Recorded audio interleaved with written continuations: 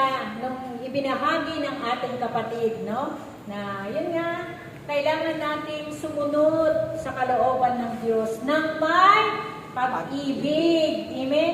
Hindi yung sumusunod ka na wala naman pag-ibig. Kailangan kapag tayo ay sumunod sa kalooban ng Diyos, ay punong-puno tayo ng pag-ibig, puno ng kababaan ng loob, at puno ng kagalakan. Amen?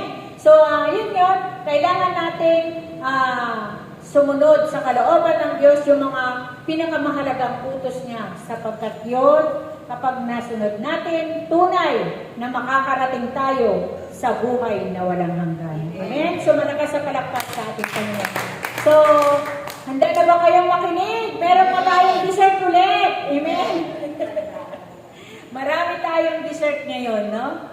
So, akin na pong tatawagin ang magpapahayag ng Ebanghelyo tungkol sa paghahari ng Diyos sa ating panahon at sa nababagong panahon ng ng bagong Jerusalem. Walang dilit iba ang ating kapatid na patuloy na pinupuno ng karunungan ng Diyos at patuloy na sumusunod sa kalooban ng Diyos. Walang dilit iba ang ng bagong Jerusalem, Inang Tess. Malakas sa palakpak.